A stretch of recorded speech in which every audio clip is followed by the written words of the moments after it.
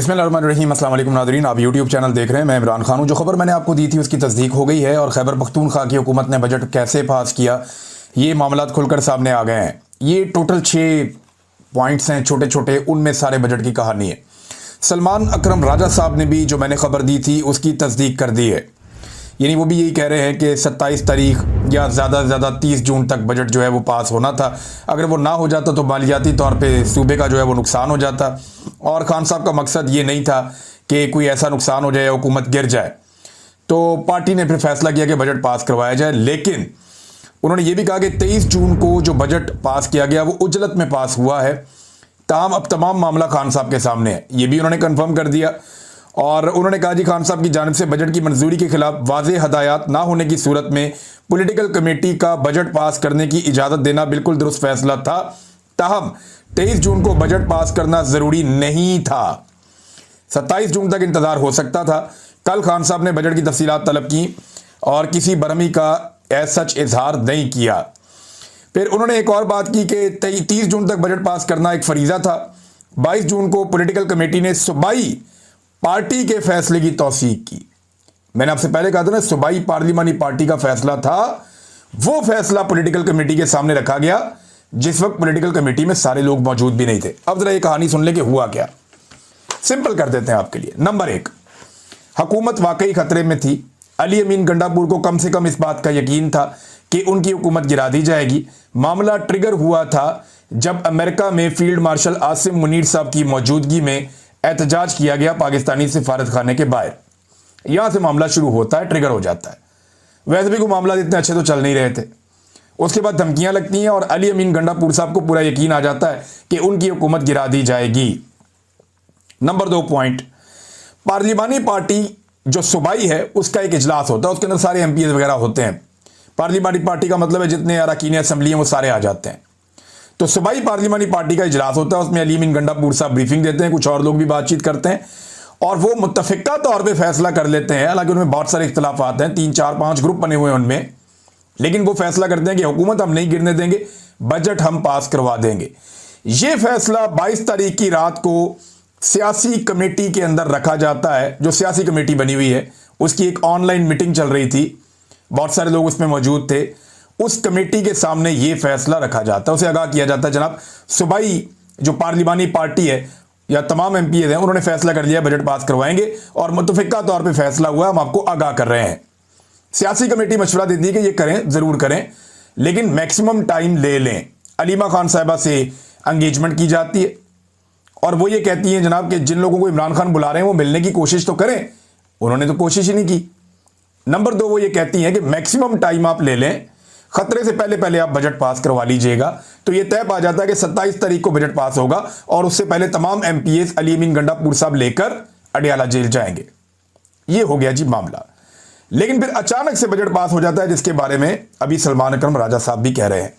ये budget pass होना था, ये बजट खैबर पख्तूनख्वा की हुकूमत को पास करवाना ही पड़ना था। उसका रीजन ये है कि उनकी हुकूमत गिर जाती, लेकिन इसको पास करवाने से पहले तरीकाकार वो अडॉप्ट नहीं किया गया और अचानक से बजट पास करवाया गया और कोई कोशिश इमरान खान साहब को मिलने की संजीदा नहीं की गई, जिसकी वजह से अवामी रद्द-ए-अमल आया। और अवामी रद्द-ए-अमल को कोई गद्दारी कह रहा है, कोई ये कह रहा है, कोई वो कह रहा है, ये भी ओवरडू हो जाता है। लेकिन मामला सादा ये है कि जिन लोगों ने ये रद्द-ए-अमल दिया उन्होंने इमरान खान के और इमरान खान की बहनों के स्टेटमेंट के बाद और अली अमीन गंडापुर साहब ने जो बहुत जोरदार किस्म के बयानात दे दिए थे, या बाबर सवाती साहब ने या बाकी लोगों ने, उन बयानात के बाद उन्होंने उम्मीदें बांध ली थी कि लो जी पीटीआई डट गई है। लेकिन अचानक बजट पास होने से उनको भी धचका लगा, जैसे इमरान खान की बहनों को लगा, जैसे मीडिया को लगा, बाकी लोगों को। तो ये चीजें फिर रिपोर्ट हुई। तो अब सारा मामला क्लियर हो गया है कि हुकूमत बचाने के लिए यह किया गया। पीटीआई के वो तमाम धड़े जो एक दूसरे के दुश्मन है उन्होंने हुकूमत बचाने के लिए इकट्ठे होकर फैसला किया और इमरान खान साहब को इस फैसले पर कोई बहुत गुस्सा भी नहीं आया। अगर वो कोई रद्द-ए-अमल देते तो वो सबके सामने आ जाता। बहरहाल इमरान खान साहब ने ये जरूर कहा कि मेरे पास पहले अली अमीन गंडापुर को आना चाहिए था बजट पास करने से पहले, लेकिन वो नहीं आए। और कुछ लोग ये क्लेम करते हैं कि अली अमीन गंडापुर साहब जब चाहें वो मिल सकते हैं, जैसे कि बैरिस्टर सैफ मिल सकते हैं, कुछ और लोग मिल सकते हैं। लेकिन फिर गंडापुर साहब जो है वो इमरान खान साहब को जब मिलते हैं तो नए टेस्ट या नए इम्तिहान में वो पड़ जाते हैं। मेरे ख्याल में वो भी एक मुश्किल उनके लिए पैदा हो जाती है। मुराद सईद साहब का एक स्टेटमेंट है और मुराद सईद साहब ने अपनी पार्टी को ही वार्निंग दे दी है वो ये कहते हैं मौजूदा हालात में जहां अवाम का एतमाद बहाल करने के लिए ज़रूरी है कि पार्टी क़यादत इमरान खान की रिहाई और उसके कॉज से अपनी कमिटमेंट का इजहार और यकीन दहानी के लिए एक भरपूर एहतजाजी तहरीक का ऐलान करे और तैयारियों का जो है बाकायदा आगाज़ करे। वहीं इमरान खान और बुशरा बीबी और दीगर नाहक कैद असीरान को कैद में जिस गैर इंसानी सलूक का सामना है और जैसे इमरान खान को तोड़ने के लिए उन्हें और उनकी अहलिया को अजियत दी जा रही है, वो भी हमारे लिए बहैसियत कौम अफसोस का मुकाम है। देखिए ये बात ठीक है, एक हफ्ते से तो बुशरा बीवी का भी उनकी एक बेटी का ऑडियो मैसेज है वो मैंने सुना है। वो बता रही जी मेरी छोटी बहन है, वो गई है बुशरा बीवी को मिलने के लिए अपनी माँ को, तो उसको मिलने नहीं दिया गया, वो रोती हुई वापस आई, 5 घंटे उसको इंतज़ार करवाया गया है। और बुशरा बीवी कहते हैं जी बीमार भी हैं, और वो ये भी बता रही थी उनकी बेटी उस ऑडियो के अंदर कि उनका कूलर ख़राब है और वो बहुत गर्मी में शदीद हबस के अंदर वो वहाँ पर रह रही हैं और उन्होंने बार बार अपील की है मेरा कूलर ठीक किया जाए, लेकिन वो नहीं किया जा रहा। तो और बहुत सारी बातें हैं जो उनकी बेटी कह रही थी कि ये किस तरह का निज़ाम है, किस तरह की हुकूमत है, हमारे इंसानी हकूक़ भी हमें नहीं मिल रहे। बहरहाल ये मामला तो है, ये बात ठीक की है मुराद सईद ने। अच्छा जी, उसके बाद वो एंड में जो बात करते हैं अपनी क़यादत को एक बार फिर, और इस मरतबा पब्लिक फोरम पर मुखलिसाना मशवरा देता हूँ। मैं पहले दिन से इस बात पर कायल हूँ कि इमरान खान को हटाने वालों की प्लानिंग में इमरान खान की वापसी शामिल नहीं है और इसके लिए वो हर हद तक जाएंगे और जा रहे हैं। अगर हम नादानिस्ता और खुदा न खास्ता उनकी प्लानिंग में इस्तेमाल हो गए तो इन तक तो शायद किसी हद तक अवाम की रसाई ना हो, मगर जैसे ही दीगर सियासी शख्सियात के घर बार और गिरेबान अवाम की रसाई में है, वैसे ही हमारे भी गिरेबान अवाम के हाथ में होंगे। और जहां हमें इमरान खान के नाम पर इस कौम ने सर आंखों पर बिठाया है, कौम के गजब का निशाना हमने भी बनना है। इमरान खान की खातिर ना से ही अपनी खातरी मामलात की संगीनी का एहसास कर लें। ये जनाब वार्निंग दी है, मुराद सईद साहब ने खबरदार किया है कि जनाब बच जाओ अवाम के गजब से, अपना किबला दुरुस्त कर लो, क्योंकि जो ताकतवर हल्के इमरान खान साहब को माइनस कर रहे हैं उन तक अगर अवाम ना भी पहुंची तो हमारे तक तो पहुंच ही जाएगी, क्योंकि हमने इमरान खान को आज़ाद करवाने के नाम के ऊपर वोट लिए हुए हैं। नाज़रीन, ताकतवर हल्कों का जिक्र आया तो वो एक बड़ा ज़बरदस्त खेल खेल रहे हैं, और मैंने आपको थोड़ा सा पहले भी बताया था कि पाकिस्तान तहरीक इंसाफ के MNAs को फारग करके वहाँ पर री इलेक्शन करवा के और PMLN को सीटें जितवा के लाया जाएगा, ताकि 2/3 अक्सरियत मज़ीद मजबूत हो जाए और जिस तरह की भी पाकिस्तान के अंदर आइनी तरामीम करनी पड़े वो की जाती रहें। इसमें अभी पहले मरले में फैसलाबाद में एक बड़ा काम शुरू हो गया है। इस हवाले से उमर अयूब साहब ने भी एक ट्वीट किया है, कुछ वकला से बात हुई, उन्होंने भी बताया कि वहाँ पे जुडिशरी के ऊपर बड़ा शदीद दबाव है, रात गए तक जो है अदालतें लगाई जा रही हैं और ऊपर नीचे टाइम देकर जो है वो ट्रायल किया जा रहा है।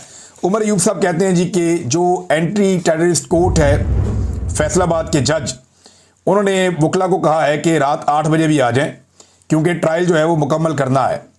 ये किस किस्म का इंसाफ हो रहा है और ये किस किस्म की टाइमिंग्स हैं जो इंसाफ के लिए चुनी जा रही हैं।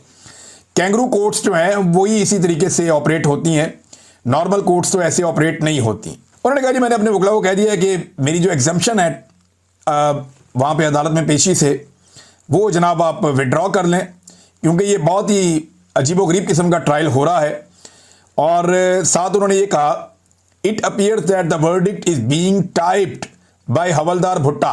वो कह रहे हैं जी ऐसा लगता है कि हवलदार भुट्टे ने जो है फैसला पहले से टाइप कर दिया है, और ये एजेंसियों के आगे उन्होंने नाम लिए ISI, MI, IB, FIU, SB, who will deliver it to the ATC जज फैसलाबाद इन अ वीगो डाला। वो कह रहे हैं जी ये डिलीवर कर दिया जाएगा, फैसला पहुंचा दिया जाएगा जज को, जो एंटी टेररिस्ट कोर्ट के जज हैं, और ये वीगो डाले के अंदर पहुंचा दिया जाएगा। तो फैसलाबाद से कार्रवाई का आगाज़ हुआ है। फैसलाबाद वो शहर है जहां पे 100% पाकिस्तान तहरीक इंसाफ को कामयाबी मिली थी। इस बात का मियाँ साहब को, मरीम नवाज़ को, बाकी लोगों को बहुत दुख है, क्योंकि फैसलाबाद, ये याद रखिएगा, ये वो शहर था जब परवेज़ मुशर्रफ का तोती बोलता था ना, उस वक्त भी फैसलाबाद ने नवाज शरीफ के तमाम उम्मीदवारों को जितवाया था, और परवेज़ मुशर्रफ के मार्शल लॉ में भी फैसलाबाद ने नवाज शरीफ के हक में फैसला दिया था। ये मैं बात कर रहा हूँ सन 2002 के इलेक्शन की। लेकिन अब सूरत हाल ये होगी कि पूरे फैसलाबाद में सारी सीटें क्लीन स्वीप कर दी थी पाकिस्तान तहरीक इंसाफ ने, और इस बात का मियाँ साहब वगैरह को बड़ा दुख है। तो फैसलाबाद से आगाज़ कर रहे हैं, 9 मई को लेकर वहाँ पर सजाएँ दी जाएंगी। MNAs को जो है वो नाअहल करने का फैसला किया गया है और वहाँ पर अपने MNAs लाए जाएंगे, इसकी कोशिश की जाएगी। तो घिनौना खेल जो पाकिस्तान में चल रहा है वो अभी तक चल ही रहा है, और हुकूमत की तरजीहात आप चेक करें कि वो एतराज़ इस बात पे करते हैं कि जनाब हर चीज़ में कैदी नंबर 804 को क्यों लाया जाता है। बिलावल ने भी यही कहा कि चाहे जंग की बात हो, चाहे मईशत की बात हो, चाहे कोई भी बात हो, ये कहते हैं जी कैदी नंबर 804 को रिहा कर दें। यही बात जो है वो तारड़ साहब भी कह रहे थे, वज़ीर कानून। वैसे उन्होंने बड़ी मायूब और बड़ी घटिया बात भी की है कौमी असम्बली में खड़े होकर इमरान खान और उनकी अहलिया के बारे में, जो इंतहाई नामुनासिब है। किसी की निजी ज़िंदगी पे ऐसे कमेंट करना या इस तरह की बातें करना, ये इंतहाई नाजेबा हरकत है और घटिया हरकत है, ये नहीं करनी चाहिए थी। हाँ, लेकिन ये मैं आपको बता देता हूँ कि ये बार बार जो कहते हैं ना कैदी नंबर 804 को बीच में ले आते हैं और हर चीज़ के अंदर उसको लाके शामिल करते हैं, तो एक्चुअली कैदी नंबर 804 की रेलिवेंसी बहुत बड़ी है। देखिए, मैंडेट जिसका छीना गया वो कैदी नंबर 804 का छीना गया ना। तमाम इंसानी हकूक भी उससे छीने गए हैं। आइन में जो तरामीम की गई हैं वो इमरान खान की वजह से की गई हैं, इसी कैदी की वजह से की गई हैं। और जो अदलिया का हुलिया बिगाड़ा गया है वो इसी कैदी की वजह से बिगाड़ा गया है। कोई एक तकरीर, कोई एक प्रोग्राम इनका या कोई एक मनसूबा इनका इमरान खान के या कैदी नंबर 804 के बगैर मुकम्मल नहीं होता। एस्टेब्लिशमेंट की गुलामी की जो इंतहा कर दी है मौजूदा सियासी जमातों ने, वो कैदी नंबर 804 के खौफ की वजह से की है। हत्ता कि एक ऐसा अमरीकी सदर जिसके बारे में बहुत सारे तनाज़ात भी हैं, उसे अमन के नोबेल इनाम के लिए नामजद कर दिया गया। और उसकी वजह क्या है? यही कैदी नंबर 804। अरबों रुपए के इश्तिहारात दिए जाते हैं अपनी मशहूरी के लिए, क्योंकि कैदी नंबर 804 का मुकाबला नहीं कर सकते। मीडिया पर पाबंदियां लगाई गई, इंसानी हकूक की पामालियां की गई, हर चीज़ पे कैदी नंबर 804, इनकी नज़र, इनका फोकस सिर्फ वहीं पे होता है। फोबिया हो गया इनको इमरान खान का, और वो होना ही था क्योंकि पूरी कौम इस वक्त इमरान खान के साथ खड़ी है। यानी आप ये देख लेना कि अवाम में मकबूल कौन है। आप कहीं पे कोई भी सर्वे करवा कर देख लें, किसी भी कंपनी से करवा कर देख लें, आपको पता चल जाएगा कि अवामी मकबूलियत में इमरान खान का ये कहीं मुकाबला नहीं कर पा रहे। इमरान खान से बहुत पीछे हैं। अच्छा, जब अपोजिशन, ये वाली अपोजिशन महंगाई पे निकलना चाहे या फ़लस्तीन के मामले पे निकलना चाहे तो इनको डंडे भी मारते हैं। बल्कि अजीब बात आपको बताता हूं कि कैदी नंबर 804 की जमात के अलावा बाकी तमाम जमातों को थोड़ा बहुत उनका जमहूरी हक मिल जाता है कि आप आए, आकर अपना एहतजाज करें, लेकिन कैदी नंबर 804 को नहीं मिलता या उसकी जमात को नहीं मिलता, ना उन्हें इंसाफ मिलता है। तो एक्चुअली ये पूरा मुल्क, पूरा निज़ाम, एस्टेब्लिशमेंट सारे इमरान खान के फोबिया का शिकार है। यानी आप कोई भी सवाल इमरान खान से रिलेटेड करें, इनके मुंह से झाग निकलना शुरू हो जाती है, परेशान हो जाते हैं, क्योंकि इमरान खान ने अपनी रेजिलियंस से इनसे इनका सियासी मुस्तकबिल जो है वो मशकूक बना दिया है। इन्हें आइडिया ही नहीं है कल इनके साथ क्या होगा, और इसी डर की वजह से ये इस इक्तदार के साथ चिमटे हुए हैं और बेचारे जूते पॉलिश कर रहे हैं। दूसरा रास्ता ही कोई नहीं इनके पास। नाज़रीन, जो जजेस लाए जा रहे हैं उनकी हालत आप चेक करें। यहाँ पे एक जज हैं मोहतरम सरफराज डोगर साहब, इन्हें लाया गया है इस्लामाबाद हाई कोर्ट में, और इनका आप स्टेटमेंट देखेंगे आप हैरान हो जाएंगे कि पाकिस्तान में आइन कहाँ पे और कानून कहाँ पे है। चेयरमैन पीसीबी मोहसिन नकवी की तैनाती के खिलाफ दरखास्त दायर हुई थी। उसकी समाअत के दौरान कायम मकाम चीफ जस्टिस सरफराज डोगर ने मोहसिन नकवी के हक में हैरान कुन रिमार्क्स दे दिए। यानी चीफ जस्टिस ने कहा कि चेयरमैन पीसीबी की कारकर्दगी उम्दा है। यानी आप कैसे फैसला कर सकते हैं, इतने सारे टूर्नामेंट हार के बेड़ा गर्क हो गया पाकिस्तान का और कारकर्दगी उम्दा है। ये फैसला आप कैसे कर सकते हैं कि कारकर्दगी उम्दा है? मुल्क में क्रिकेट के मुख्तलिफ टूर्नामेंट का इनेकाद किया जा रहा है, और भाई वो तो शुरू से हो रहे हैं और बहुत ज़्यादा हो रहे हैं। अगर उनके तकर्रर के अमल में आईने पाकिस्तान और पीसीबी के दस्तूर की खिलाफ वर्जी हुई है तो उसको छोड़कर आगे चले। ये स्टाइल था काजी फायद ईसा का, याद है आपको? जैसे कोई आइन की या कानून की बात आती थी तो काजी फायद ईसा साहब अदालत में बैठ के क्या कहते थे? आगे बढ़ें, छोड़ें इसको, आगे चलें, छोड़ें इसको, आगे चलें। वही स्टाइल जो है वो कॉपी किया है सरफराज डोगर साहब ने, ऐसा लगता है। और वो भी ये कह रहे हैं कि अगर उनके तैनाती के दौरान कोई आइन में या दस्तूर में किसी चीज़ की खिलाफ वर्जी की गई है तो छोड़ें उसको, बस आगे चलें। उन्होंने कहा सारा कुछ ठीक तो चल रहा है, आपको तकर्रुर से क्या मसला है? वकील ने कहा कि जनाब तैनाती का नोटिफिकेशन गैर आईनी और गैर कानूनी है, ये मसला है। तो चीफ जस्टिस हंसना शुरू हो गए। उन्होंने कहा जनाब मैं उनको कह देता हूं कि नया नोटिफिकेशन जारी कर दें। आप अंदाजा करें कि ये अदालतें कितनी कंप्रोमाइज हो चुकी हैं। अदालतें, यानी जब जजेस को ऐसे लाया जाएगा कि एक जज, वो इतने नीचे के लेवल के जज हैं, उनको उठा के लाके एक और अदालत में बैठा के वहां पे उन्हें चीफ जस्टिस बना दिया जाएगा, तो फिर उनको इसीलिए बनाया गया ना कि जो उन्हें कहा जाता है वैसे वो ऐसा लगता करते हैं।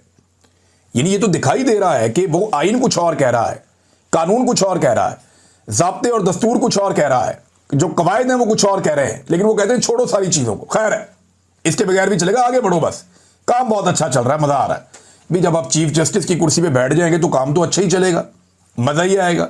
जिनका हक मारा गया है उनसे पूछे ना कि उनका हक कैसे मारा गया।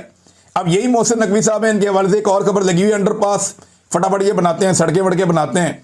अब ऊपर नीचे खबरें आ रही हैं और बार बार खबरें आ रही हैं कि सड़कें धंस जाती हैं, कभी कभी अंडरपासों के अंदर पानी भर जाता है और कोई इन्हें पूछने वाला नहीं है। अरबों रुपए के प्रोजेक्ट्स हैं, ये अरबों रुपए के प्रोजेक्ट्स हैं, लेकिन कोई जवाबदेह नहीं है कि, और जवाब देने का किसी का दिल भी नहीं करता। यहां कौमी असेंबली में किसी ने सवाल पूछ लिया तो रजा हयात हराज साहब खड़े हुए। ये वैसे एस्टेब्लिशमेंट के बहुत करीबी सियासतदान हैं, हमेशा उन पॉलिटिकल पार्टीज में रहते हैं जो एस्टेब्लिशमेंट के करीब होती हैं और जो एस्टेब्लिशमेंट की मदद से इक्तदार में आती हैं। पीटीआई में भी गए थे ये हर जमात के अंदर चले जाते हैं, जो एस्टेब्लिश काफ लीग में भी चले गए थे। ये नहीं, जहां पे एस्टेब्लिशमेंट वहां पे ये लोग हैं। कुछ सियासतदान ऐसे हैं ना, वो एस्टेब्लिशमेंट की तरफ से हमेशा खेलते हैं। अब वो ये कह रहे हैं कि शर्म की बात है कि एक रुकन उठकर कहता है कि हमें बताया जाए कि फील्ड मार्शल, एयर चीफ और जर्नैल की तनख्वाह क्या है। यानी इसमें शर्म की बात क्या है भाई? क्या उन्हें तनख्वाह जो है वो कौमी खजाने से नहीं मिल रही? भाई तनख्वाह पूछना कौन सी शर्म की बात है? आप इंडिया में पूछ सकते हैं इंडियन आर्मी चीफ की तनख्वाह क्या है, अब अमेरिका में पूछ सकते हैं अमेरिकन आर्मी चीफ की तनख्वाह क्या है, मैं यहां बरतानिया में हूं, यहां पूछ सकते हैं लोग। इसमें प्रॉब्लम क्या है? यानी अगर किसी ने पूछ लिया कि फील्ड मार्शल की, आर्मी चीफ की, जनरल की, किसी और की तनख्वाह कितनी है, तो इसमें क्या प्रॉब्लम है? बताना चाहिए। हर सरकारी मुलाजिम की तनख्वाह का पता होना चाहिए। भाई आवाम तनख्वाह दे रही है ना अपनी जेब से, तो इसमें प्रॉब्लम क्या है? इसमें शर्मिंदगी वाली बात क्या है? इसमें तो कोई शर्म की बात नहीं है। शर्म की बात तो यह है कि छुपाया जाए किसी बात को, किसी बात को राज में रखा जाए। उमर फारूक रज़ी अल्लाह अन्हु से लोगों ने पूछ लिया, दूसरी चादर का हिसाब मांग लिया, तो उन्होंने कहा कि यह शर्म की बात है। वैसे हद हो गई है मेरी इनकी, वैसे इनके दिमाग की सलाहियतों पे मैं हैरान हो जाता हूं, जंग लग गया इन लोगों को। भाई जब खलीफतुल वक्त जो दुनिया के एक बहुत बड़े खित्ते पे हुक्मरानी करते थे, जिनके सामने कोई बोल नहीं सकता था, कुफार की टांगें कांपती थी, उनसे जब सवाल होता है तो वो जवाब देते हैं। और इस तरह का एक नहीं दर्जनों मिसालें मौजूद हैं। जब वो लोग जवाब देते तो ये लोग जवाब दे क्यों नहीं है? भाई ये तो उनके पैरों की खाक के बराबर भी नहीं है, इनकी तो औकात ही टके की नहीं है, ये जवाब क्यों नहीं देंगे जब वो लोग जवाब देते थे? तो एक अजीब मिसाल पेश कर दी और फिर कहते हैं जी वो हलाल रिज़्क खाते हैं, उनकी रगों में हलाली खून है, पहले खुद को देखो तुमने मुल्क के लिए क्या किया। ये क्या आप ताने दे रहे हैं भाई? अपनी पार्लियामेंट को आप डिग्रेड कर रहे हैं। सियासतदान ने मुल्क बनाया था, किसी जर्नैल ने मुल्क नहीं बनाया था, एक वकील था, सियासतदान था, अवाम ने एफर्ट की थी। अवाम को इतना घटिया मत समझें, अवामी नुमाइंदगान की तजलील मत करें। आप भी अवाम से वोट लेकर आते हैं। हैरत हुई वैसे मुझे इस बात के ऊपर। रजा हयात हराज साहब गालिबन ये बात कर रहे थे। उम्मीद करता हूं कि अगर ये क्लिप उन तक पहुंचेगा तो वो माइंड करने की बजाय आइंदा इस बात का ख्याल रखेंगे कि जिससे भी पूछा जाए कि तुम्हारी तनख्वाह कितनी है, जब वजीर आजम से पूछा जा सकता है, सदर से पूछा जा सकता है, तो बाकी लोगों से भी पूछा जा सकता है। जब हजरत उमर फारूक रज़ी अल्लाह अन्हु से सवाल हो सकता है तो फिर बाकियों से भी सवाल हो सकता है। ये क्या बात हुई कि सवाल ही नहीं हो सकता? नाज़रीन एक और चीज़ है, पाकिस्तानी मीडिया थोड़ा सा गलत रिपोर्ट कर रहा है और रिपोर्ट करते हुए इसमें लिख रहे हैं कि फील्ड मार्शल आसिम मुनीर साहब की तारीफ की है डोनाल्ड ट्रंप ने। नहीं, डोनाल्ड ट्रंप को ना तो उन्होंने फील्ड मार्शल कहा, ना उन्हें आसिम मुनीर साहब का नाम याद था, बल्कि वो नाम याद करना चाह रहे थे, उन्हें वो याद नहीं था। लेकिन उन्होंने ये ज़रूर कहा कि मैं एक पाकिस्तानी जर्नल से मिला, वो जर्नल मुझे पिछले हफ्ते मिला था, और साथ उन्होंने उनके लिए जो है वो कहा कि मुतासिर कुन शख्स है वो। ये उन्होंने आसिम मुनीर साहब के लिए कहा। देखें वो पाकिस्तान के आर्मी चीफ है, पाकिस्तान की वजह से उनकी इज्जत है। इस सीट के ऊपर कोई और होता तो उसकी भी यही इज्जत होती है। लेकिन यहां पे खास तौर पे जब मोदी का जिक्र किया इसी जुमले में अगले सांस में डोनाल्ड ट्रंप ने, तो उन्होंने कहा कि मोदी मेरा दोस्त भी है, मोदी एक ग्रेट इंसान है, और मोदी की 3 तारीफें की उन्होंने। आसिम मुनीर साहब का उन्हें नाम भी याद नहीं था, नरेंद्र मोदी का उन्हें नाम याद था, और मोदी की उन्होंने 3 तारीफें की उसी लम्हे। लेकिन साथ उन्होंने कहा कि मैंने इन दोनों मुल्कों को थ्रेट किया था जंग रोकने के लिए कि बाद आ जाओ नहीं तो अमेरिका ट्रेड बंद कर देगा, और दोनों ने कहा नहीं नहीं हम आपके साथ ट्रेड करना चाहते हैं। मोदी ने भी और उन्होंने भी कहा कि हम आपके साथ ट्रेड करना चाहते हैं, कारोबार करना चाहते हैं, लिहाजा जंग बंद ना की जाए। आजकल डोनाल्ड ट्रंप ने अपनी गेम बहुत उठाई हुई है और वो कोशिश कर रहे हैं कि अमन का नोबेल प्राइज जो है वो डोनाल्ड ट्रंप को मिल जाए, उनकी ख्वाहिश है, और उसके लिए जो है वो एक ग्राउंड बनाई भी जा रही है। लेकिन नाज़रीन जब से दुनिया बनी है ना, एक बात तो बड़ी पक्की है, अब तारीख उठा के पढ़ लें। कि बात हमेशा ताकतवर की सुनी जाती है। ताकतवर की गलत बात भी बाद औक़ात बड़े गौर से सुनी जाती है। मिसाल के तौर पे जंगबंदी जब करवाई गई अमेरिका की जानिब से, बेशक वो एक ताकतवर मुल्क है, तो रूस की और यूक्रेन की जंगबंदी करवाई गई जहां पे दोनों एक दूसरे को मार रहे हैं। पाकिस्तान की और इंडिया की जंगबंदी करवाई गई जहां पे दोनों एक दूसरे को मार रहे हैं।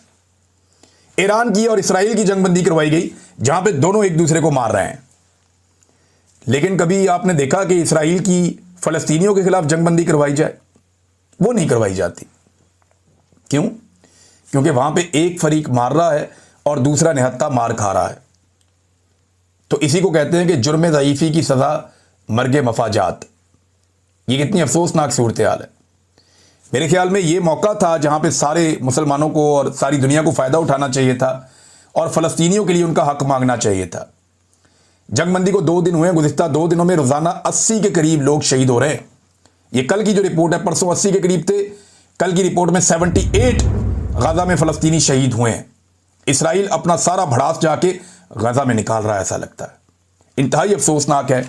तमाम ममालिक को, तमाम इंसानी हकूक़ की तंजीमों को इस मामले के ऊपर फोकस करना चाहिए, क्योंकि अगर यह मामला ठीक हो जाता है ना, फ़लस्तीनियों को उनका हक मिल जाता है, तो इस खित्ते के अंदर फिर देर पा अमन हो जाएगा।